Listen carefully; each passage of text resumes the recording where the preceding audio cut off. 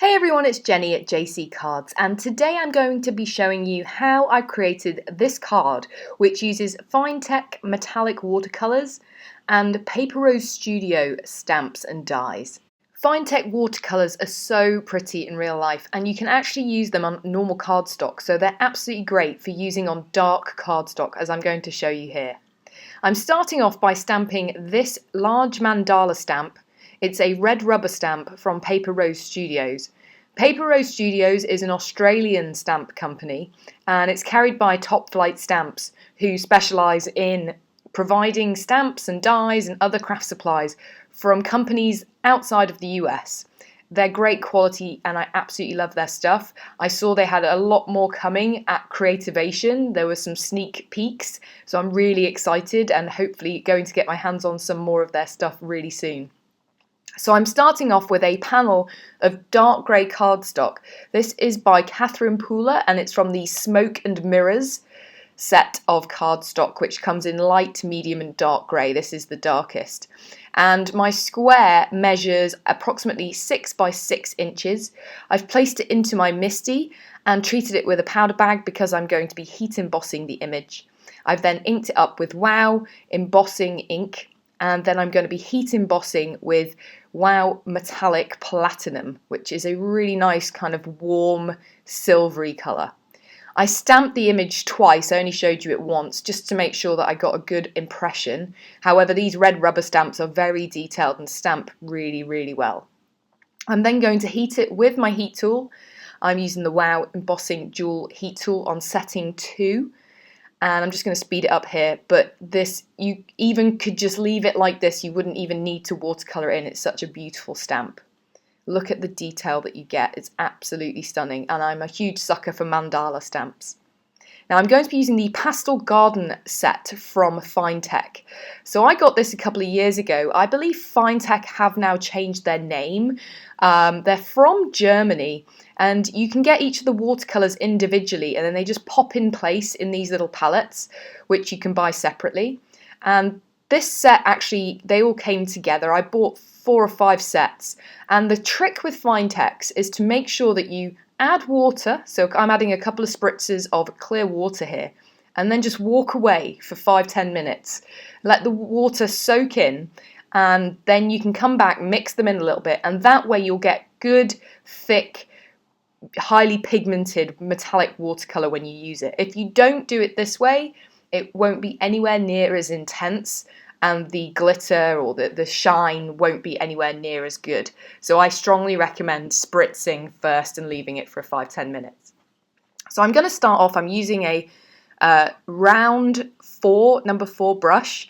I then do change to a number 2 later on for the smaller sections, and I'm just painting in the colour. So I'm using, for my first colour, I'm using the Shining Pink, and look how amazing these colours show up on dark cardstock. I'm not using much water. I've spritzed a little bit on my craft mat just off to the left there, and I'm dipping it in every so often. I'm going to speed it up here because you don't need to watch all of this, but I'm just dipping it into the water, getting a little bit on my brush, mixing it into the colour, and then taking it to my cardstock. Obviously this is not watercolour cardstock, so you've got to be quite sparing with the water. That's just one point to note. Also, what I'm doing here, and because I've sped it up so fast you might not notice, is I'm going round with the first layer and then going back and adding a second layer, and that way it's not so obvious that you can see some of the darker cardstock peeping through. So you can see it here. I'm just going back in and going over the image. So for my first piece I used the Shining Pink. I then added some fine lilac. I used rose, and I used those colours throughout, and then I added a little bit of copper pearl, and then for the images that look a little bit like leaves I went for the green pearl, which is a really pretty shiny green colour. And I also thought it'd be nice, I wasn't quite sure if I was going to leave this as a square or fussy cut it out, and I wanted to make sure that you could see the grey somewhere on this image. In the end I did die cut this out and kept it as a square. But I left some of the image unpainted so that you could get a nice contrast with the dark grey cardstock, and it showed through. So I'm just finishing off the painting here, and look at that. Whichever way you move it in the light, it just is beautiful. But the embossing and the iridescent metallic paint, it looks different every which way you turn it. So I decided I was going to die cut this with a Simon Says stamp square stitched die, and I lined it up so that the petals were pointing into the corners, and this is what you're left with. It's so pretty. I'm then going to die cut this with the Paper Rose Studios Layered Hello. So I'm only going to be using the thin Hello die for this, but there is another layer which you could either use to die cut a window and then add the smaller one on top, or die cut from a different colour of cardstock and layer them up, or vellum, but I'm just using the thin one today, and I've die cut it directly out of the centre of the mandala. I'm then using my pokey tool to remove the pieces in between the letters, but you do want to keep these because we're going to do a bit of inlaid die cutting here. So you want to make sure that you don't lose any of those pieces because you're going to need them again. Any that get stuck in, you can just take out the word and then pop them out with your pokey tool. You're then going to want to set them aside somewhere safe so you don't lose them. Now for the card base, I'm using the mid-tone grey from the Smoke and Mirrors cardstock, and it's cut to 4 1/4 by 4 1/4, so 8 1/2 long, scored at 4 1/4. I'm adding some dry adhesive onto the back of my panel, and be very careful to make sure you add it all over the panel, especially in the pieces around the die cut word, because you don't want those flapping up. I've then die cut the Hello die 4 more times from the darkest grey cardstock, and I'm going to add the first one into the window that we've die cut into the mandala, and I'm adding it with my art glitter glue. And I just want to show you a quick comparison because I got a new tub. That's the additional nib that you can get to add to the top of it. It comes with a stainless steel pin that you keep in the top, and that's quite important. It doesn't rust, and I do love this glue. I know I've mentioned it a few times, but it's so good. It hardly ever clogs, and I can't recommend it highly enough.